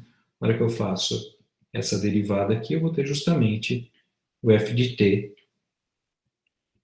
x, ok? Tudo bem, isso daqui é a ideia, a motivação para se definir isso daqui. Né? Vamos ver que, de fato, esse teorema vale. Eu vou dar uma ideia aqui, e daí eu espero aí que vocês complementem com os detalhes, tá? Então, primeiro vamos assumir que φ de I até RD é solução de 1. Né? Então, quando eu falo que a minha φ é solução de 1, a hora que a gente volta aqui na definição de solução, a primeira coisa que eu tenho é essa continência aqui, né? Eu falo que t, φ de t, φ' de t até φk menos 1 de t tem que pertencer a U. Tá? Então, a hora que a gente olha para a definição da nossa φ maiúscula, o que a gente tem é justamente o que a gente tinha lá, né? A φ de t até φk menos 1. Então, a primeira informação que a gente obtém aqui é essa aqui, ó, é que t, φ de t, pertence a U para todo t pertencente a I. Né? Então, a primeira condição para que essa minha φ maiúscula seja, de fato, uma solução da minha x, da minha equação 2, da minha equação diferencial 2, ela está satisfeita aqui, simplesmente pela φ ser solução da minha equação diferencial 1. Né? Ok, então agora o que eu preciso fazer é simplesmente derivar a minha função φ maiúscula e observar que essa minha equação diferencial, que essa relação 2 aqui, ela é satisfeita. Né? Então, a hora que eu derivo a minha função φ de t, vou calcular φ de t, pela definição aqui, o que a gente tem é o seguinte, né? É φ de t, φ duas linhas de t, né? Então, observa aqui, eu tenho, simplesmente eu vou andar uma derivada para frente, né? Eu chego até a ficar menos 1 de t e na ficar de t. Eu tenho esse cara aqui, quando eu derivo ele, todas essas minhas entradas vão acrescentar uma ordem de derivada. Né? Então, isso daqui é o φ de t, e duas linhas de t, 3 pontinhos, ficar menos 1 de t, e essa última aqui, né, como a φ é uma solução de 1, ela é justamente a f. Né? Então, isso aqui é a f aplicada em x, e agora eu uso a definição, né? φ de t, φ' de t, 3 pontinhos, φ k menos 1 de t. E a hora que eu olho para a definição da minha φ, eu vejo que esse cara aqui é simplesmente a minha f caligráfica aplicada em t, φ de t. Ok? Então, uma das implicações a gente tem, né? Se φ é solução de 1, então essa φ grande aqui, maiúscula, ela é solução de 2. Agora eu preciso da recíproca, né? Então, suponha, né, que φ, que eu tenho uma direção, suponha agora que φ de t, de até R, agora K vezes D, né, é solução de 2. Aqui, de novo, né, se é solução de 2, então eu tenho isso aqui, né, que t, φ de t, tem que pertencer ao domínio da minha equação diferencial. E na hora que eu olho quem é t, φ de t, eu vejo que justamente a condição que está sendo satisfeita aqui é essa primeira condição aqui, para minha φ ser solução da minha equação 1. Né? Então, escreve aqui exatamente o que a gente tem. Né? Ou seja, isso implica que t, φ de t, φ' de t, 3 pontinhos, φk menos 1 de t, isso aqui pertence a U para todo t pertencente a N. Né? Então, a gente tem aí essa primeira conclusão. Né? A primeira condição para ser solução já é automaticamente satisfeita. Tá? Então, agora, o que eu quero ver aqui, o que eu quero entender é o que acontece com a késima derivada de π1 de φ de t, que eu estou falando aqui. Se φ maiúsculo é a solução da minha 2, então π1 de φ de t é solução da minha 1. Então, eu quero derivar isso k vezes e ver o que está acontecendo. Tá? Então, vamos lá. Eu vou definir, né? Vou definir a φ de t como sendo π1 de φ de t, e vamos ver o que está acontecendo aqui. Na hora que eu faço a primeira derivada, φ' de t, né, isso daqui é simplesmente π1 de φ' de t, né, que vai ser o π1 de f caligráfico de t, φ de t. Né. Na hora que eu olho, como funciona essa minha função f caligráfica, o que está acontecendo aqui é que a hora que eu aplico ela em t e nesse vetor aqui, a primeira entrada dela vai ser x1. Né? A primeira entrada vai ser x1, ou seja, quem que seria x1 aqui, no caso de φ? É a segunda coordenada de φ. Então, esse cara aqui, ó, vou denotar como sendo π2 de φ de t. Ok? Então, a gente conclui esse cara aqui. Se a gente faz isso até a derivada k-1, a gente obtém a mesma coisa. Eu faço k-1 derivada de t usando esse mesmo raciocínio, isso daqui vai ser, novamente, isso aqui vai ser πk-1 de φ' de t, que vai ser igual a πk-1 da f de t φ de t, e agora isso daqui é a πk de φ de t. Okay? Então, é a késima entrada de φ de t. Né? Quando eu faço agora a késima derivada de t, então, para obter essa linha aqui, o mesmo raciocínio desse cara aqui. Você vai por indução e vai olhando, né? Você sempre vai pulando uma para frente até chegar na késima derivada, porque daí você não tem mais outra coordenada, você tem a própria f. Né? Então, aqui, a hora que você faz essa derivada aqui, você vai ter a késima, a derivada k-1 é a própria π, a projeção na coordenada k, né, da φ de t. A hora que você deriva mais uma vez, é simplesmente fazer essa projeção da derivada de t, né, de φ de t. Então, quando você faz a derivada de φ de t, né, e você pega a késima entrada, aqui você tem a primeira entrada, a késima menos 1, a késima entrada vai ser justamente esse cara aqui. Né? Então, o que você tem aqui é justamente, aqui vai ser justamente a f de t, φ de t, φ' de t, 3 pontinhos, ficar menos 1 de t. Ok? Professor, eu Oi. tenho uma pergunta. Eu entendi que o π1 vai ser o operador projeção, mas o que seria o π2, π3 e assim por diante? O mesmo, tá? Então, isso daqui, ó, as projeções nas próximas coordenadas. É uma notação, né? Então, π1 é a primeira projeção. A hora que você deriva ele uma vez, ó, ele vai aparecer, vai ficar o π1 dessa f caligráfica, né? A hora que você olha no π1 dessa f caligráfica, ele é o x1. Então, o seu vetor inicial era x0, x1 até xk-1. Depois de fazer essa conta, você fica com o x1, né? Então, o que ele é? Ela é a projeção na segunda coordenada desse vetor aqui. Tá? Então, cuidado com essas projeções. Acho que está ficando claro o que a gente está querendo dizer aqui, né? Você tem que tomar um pouquinho de cuidado, porque cada um desses x0, x1, x2, eles são vetores, tá? Então, você tem um vetor de vetores. Então, a segunda coordenada disso é um vetor. Beleza? Então, isso que você vai fazer. Na hora que você faz a próxima derivada, você olha aqui o π2, daí você faz a derivada, vai aparecer de novo, né? O π2 da f de t, φ de t, né? Deriva esse cara aqui mais uma vez, pega φ2.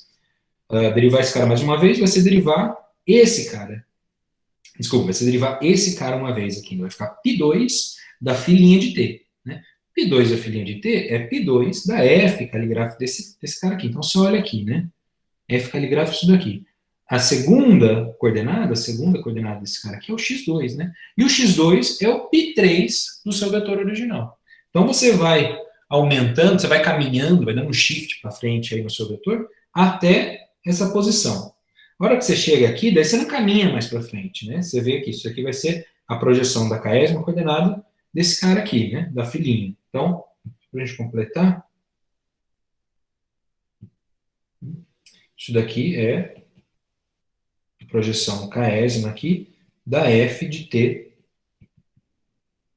né? E a hora quando você olha esse cara aqui, você obtém essa coordenada aqui. Né? Então, fica concluído, né? Você acabou de verificar que a késima derivada da φ, ela satisfaz, de fato, a sua equação diferencial aqui. Como você já tinha essa condição aqui da continência, né, no domínio, então você acabou de verificar as duas condições para que a projeção, né, da primeira coordenada da φ maiúscula seja, de fato, uma solução da sua equação diferencial 1 aqui. Então, você tem aí uma comunicação biunívoca aí entre soluções da equação 1 e soluções da equação 2. Então, a gente pode, de fato, reduzir a ordem da equação e trabalhar simplesmente com equações de ordem 1. Tá? E os resultados que a gente obtém para esse tipo de equação, a gente automaticamente transmite, né, passa, estende para as equações de ordem superior. Ok, então vamos só comentar rapidamente aqui nesses minutinhos finais aí da aula,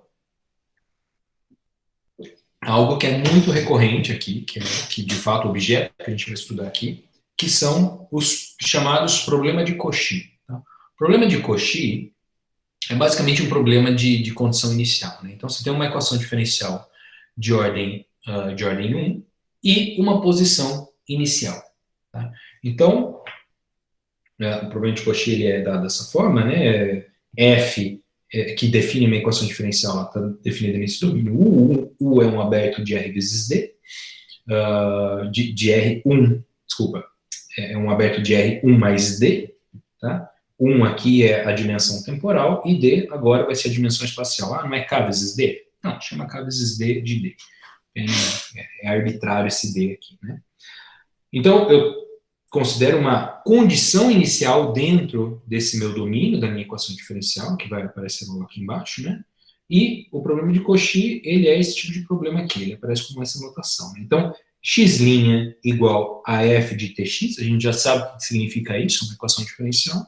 E agora eu denoto a condição inicial, né? X de t0 igual a x0. Né? Então, basicamente, eu estou procurando soluções de equações diferenciais, dessa equação diferencial aqui, mas que satisfaz um algo a mais. Né? Eu quero que essa função, essa φ de t, que a gente definiu que são soluções, que existem muitas soluções para uma única equação diferencial, eu quero que essa solução ela passe por um ponto específico, tá? Que é a minha condição inicial. Bom, então é isso que eu estou falando aqui embaixo. Né? O problema de Cauchy consiste em encontrar uma solução dessa minha EDO satisfazendo esse cara aqui, ó, φ de t0 igual a x0. Não tem problema que aqui está escrito x de t0, tá? Da mesma forma que a gente não inclui as variáveis temporais aqui, isso aqui é simplesmente uma notação. Tá? Então, resolver esse problema de Cauchy consiste, sim, em encontrar essa solução que satisfaz φ de t0 igual a x0. Tá? Muito bem. Então, só para geometricamente aqui o que está acontecendo, né? Basicamente, vou desenhar aqui, né? Isso daqui é o meu t, isso aqui seria a minha variável x aqui, né? A hora que eu olho para essa minha equação diferencial, para essa minha função f, eu posso pensar que essa minha função f, ela está para cada ponto tx, né? Cada ponto tx do meu domínio, ela está atribuindo um vetorzinho aqui. Tá? Então, o que eu faço aqui, que eu estou fazendo, é simplesmente olhar uma origem de coordenadas aqui, nesse ponto t e x, né? E eu desenho esse vetorzinho aqui, ó, f de tx. Tá? Então, para cada ponto do meu espaço, eu acoplo ali um vetor. Né? Para cada pontinho, eu acoplo um vetor. E o problema de Cauchy, então, esse espaço, esse R2, o jeito que eu estou definindo aqui, ele está completamente preenchido por vetores. Né? Cada ponto tem um vetor ali. E essa distribuição de vetores aí, ela é contínua, né? Essa minha F é contínua. Então, o meu problema de Cauchy consiste em encontrar uma curva passando por um ponto específico, vamos colocar aqui um ponto específico, né? O T0 x0, que era uma curva passando por esse ponto aqui, e que em cada ponto dessa curva, se eu olho a derivada dessa curva, se eu olho o vetor tangente a essa curva, ela vai coincidir com a minha f aplicada nesse ponto, né? Então, o que eu quero dizer? Vamos desenhar aqui, né? Então, eu tenho essa minha curva aqui. Peraí.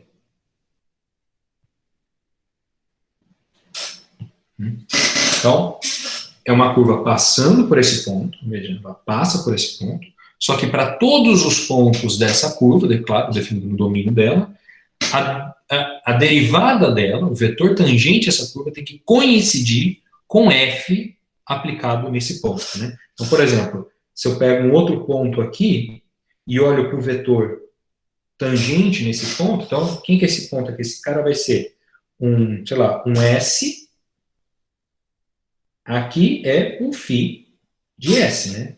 Essa minha curva vermelha aqui é a minha curva φ, é a minha curva φ de t, tá?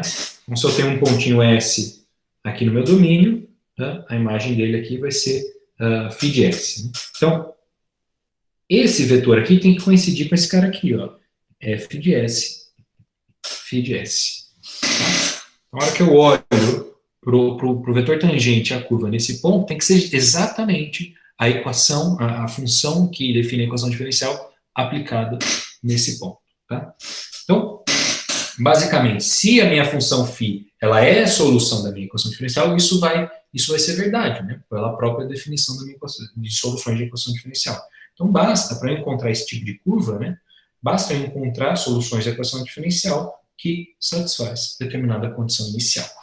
Beleza? Então, esses daqui são chamados problemas de Cauchy, né? Eu estou procurando curvas passando por determinado ponto que satisfaz uma propriedade aí com respeito às suas derivadas, né?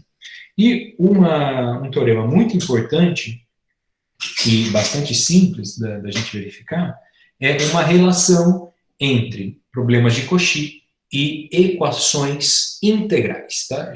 O curso aqui é sobre equações diferenciais, mas é muito importante a gente ter essa relação com as equações integrais, porque vai permitir a gente usar muita análise aqui para poder demonstrar os resultados, né? Então, aqui basicamente estou falando o seguinte, ó, se φ é uma função, né, φ definida aqui, eu já estou partindo do pressuposto que ela é definida no intervalo aberto aí dos reais, tá? Então, se φ é uma função tal que t de φ de t pertence a U para todo t em I, eu estou assumindo isso daqui porque é a primeira condição lá para que a φ seja a solução de uma equação diferencial. Tá? Então, φ é solução desse problema de Cauchy aqui, 3, se somente se φ de t é igual a x0 mais a integral da minha f de t até 0 de f de s de φ de s ds. Tá? Então, cuidado aqui, que eu não estou dando uma fórmula para as minhas soluções. Isso aqui não é uma fórmula. Porque a φ aparece aqui fora, mas a φ aparece aqui dentro também. Então, eu não conheço o φ, eu não conheço quem que eu estou integrando aqui. Tá? Isso daqui volta a ser uma equação. Da mesma forma que a gente tinha essa equação aqui, né?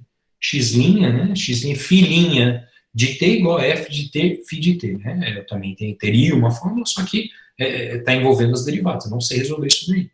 Aqui é a mesma coisa. Eu tenho uma equação integral. É uma equação que relaciona a função com a integral dela. Então, a informação aqui é que essa equação integral é equivalente a esse problema de Cauchy. E para ver isso daqui, basta a gente usar o teorema fundamental do cálculo. Né? Então, suponha o seguinte, suponha que φ de t é uma solução de 3. Né? Então, o que a gente tem aqui, se é uma solução de 3, eu sei que φ' de t é justamente f de t, φ de t, e φ de t0 é igual a x0, ok? Então, se eu integro dos dois lados aqui, né, eu vou integrar aqui e aqui, eu tenho o seguinte, integral de t0 a t de φ' de s ds é igual a integral de t0 a t de f de s φ de s ds. Né? Usando o teorema fundamental do cálculo, nessa primeira posição aqui, né, a gente tem o seguinte, isso aqui vai ser φ de t menos φ de t0 igual a integral de t0 a t de f de s, φ de s, ds. Tá? Como eu sei que φ de t0 é x0, isso aqui implica que φ de t é igual a x0 mais a integral de 0 a t, não, desculpa, de t0 a t de fs, φ de s, ds. Ok? Então, um dos lados eu já tenho. Né? Então, agora, né, se é solução de 3, então satisfaz essa equação aqui. Vamos ver a volta. Né? Vamos supor que φ de t é igual a x0 mais a integral de t0 a t de f de s, φ de s, ds. Né? A condição com respeito ao pertencimento ao domínio da equação diferencial a gente já tem. O que eu preciso verificar aqui é a relação diferencial. Né? Eu preciso derivar e verificar que ela satisfaz, de fato, a equação diferencial. Né? Então, na hora que eu derivo esse cara aqui, de novo, né? Isso daqui vem do teorema fundamental do cálculo. Né? Vou derivar isso aqui em t, né? E t aparece aqui em cima. Né? Então, derivar esse cara aqui em t é simplesmente substituir t no que está aqui dentro. Né? Então, então, o que significa? Né? Então, φ é solução de 3? Ainda não. É solução desse cara aqui, ó, x' igual a f de tx. Né? O que falta para ser solução de 3? Falta verificar a condição inicial. Né? Então, mais ainda, φ de t0, né? Como eu estou integrando aqui de t0 a t0, isso aqui vai ser x0. Né? Isso implica que φ é solução do problema de Cauchy 3. Ok? Então, isso daqui é a relação aí integral entre equações integrais e equações diferenciais. Ok? Só um exemplo, né? Eu falei isso aqui não me dá de fato uma fórmula, né? Mas nesse caso muito específico, onde o lado direito aqui de minha equação diferencial não depende de x, né? Então, de fato, esse cara me dá uma fórmula, né? Por quê? Se eu aplico esse cara aqui, né? Aplicando o teorema 2, eu tenho que o φ de t vai ser igual a x0 mais a integral de t0 a t de quem? Isso daqui seria, vamos colocar, isso aqui é a definição, né, da minha f de tx, mas veja que a minha f de tx não depende de x, né? Então eu posso integrar isso daqui, ficaria φ de s ds, só que como a f não depende de x, eu não tenho a dependência aí da φ, né? Isso aqui me dá, nessa situação específica, eu teria de fato uma fórmula aí para a solução da minha equação, para o meu problema de Cauchy. Mas isso aqui é um caso muito particular, né? Isso aqui basicamente não tem uma equação diferencial, está falando quem que é a minha derivada de maneira explícita. Então, integra e se encontra quem que é a função. O problema é que a gente tem, de fato, uma equação e x aparece aqui do lado direito. Né? Então, isso aqui é uma situação específica, e esse último exemplo aqui é um exemplo no qual a gente não tem unicidade de soluções do problema de Cauchy. Tá? Então, vou colocar aqui rapidamente para a gente ver esse exemplo, a gente vai voltar nele na próxima aula. Tá? Então, essa é a minha equação diferencial, né? x' igual a 3 vezes x elevado a 2/3, né? E eu quero resolver esse problema, né?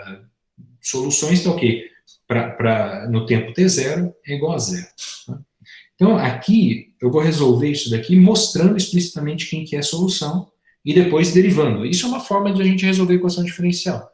Se você tem um chute para uma equação, para uma solução, você pode derivar e verificar se ela satisfaz a relação diferencial. Você não precisa aplicar técnicas necessariamente para resolver elas. Você tem um chute que você encontrou em algum lugar aí, quero provar que é a solução da minha equação diferencial.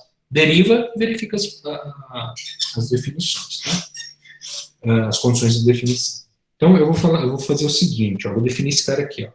Φc de t como sendo uma equação definida por partes. Então, isso daqui vai ser t menos c elevado a 3, né, elevado ao cubo, para t maior ou igual que c, e vai ser 0 para t menor que c, ok?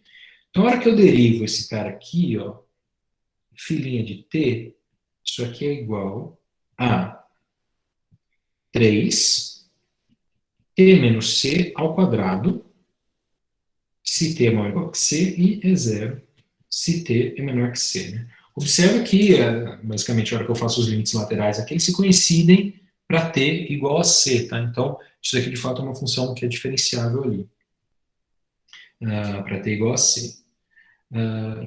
Só que a hora que eu busco uma relação entre essa derivada aqui e a minha função original, eu vejo o seguinte, ó, esse cara aqui, ele é igual a... Bom, aqui eles são iguais, mas a hora que eu olho esse primeiro pedaço aqui, ó, eu vejo que aparece um 3, né?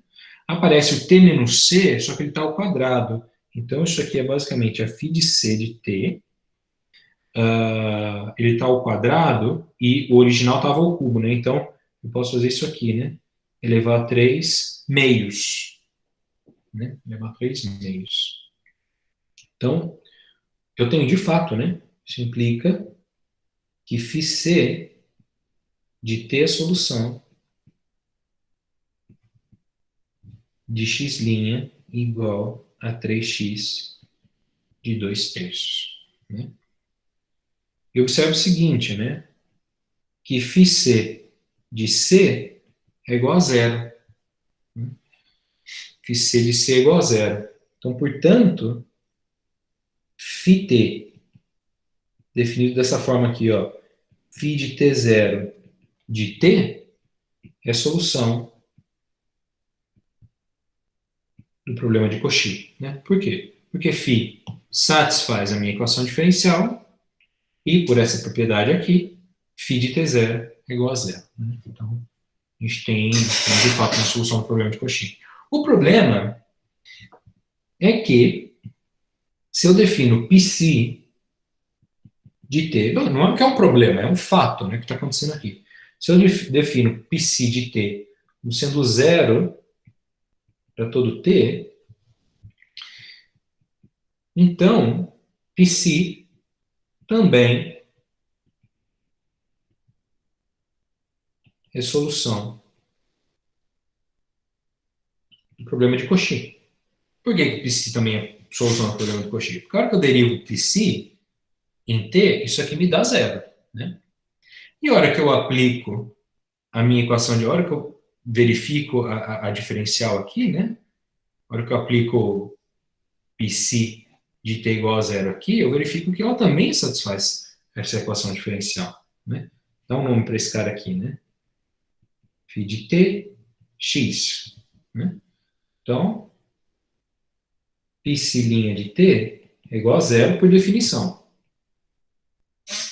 Mas pela definição da f, isso daqui também é t πc de t. Né? E πc de t0 é igual a 0, né? Porque ela é identicamente nula. Ou seja, eu tenho duas soluções para o meu problema de Cauchy aqui. Na verdade, eu tenho infinitas soluções aqui, a gente consegue ver. Mas, pelo menos duas. Então, essa daqui é uma situação no qual eu não tenho unicidade de soluções. Seja lá o que unicidade significa, a gente vai ter que estabelecer muito bem ainda. Mas eu tenho duas soluções distintas aí para o meu problema de Cauchy. Então, nas próximas aulas, a gente vai querer identificar, né, quais são as propriedades que a gente tem que ter sobre a nossa função f, a fim de que eu garanta a existência de soluções do meu problema de Cauchy, ou da minha equação diferencial. A gente vai falar do problema de Cauchy, que a gente vai fixar uma condição inicial. Né? Mas também eu quero soluções de modo que eu tenha unicidade das minhas soluções. Né? Para cada condição inicial, eu gostaria que passasse uma única curva por esse espaço aqui, no jeito que eu desenhei aqui, que satisfizesse a equação diferencial. Então, esse é o problema de existência e unicidade de soluções para um problema de Cauchy. Né? E é isso que a gente vai investigar aí na próxima aula. Bom, pessoal, a gente acaba por aqui hoje, né? Alguém tem alguma dúvida?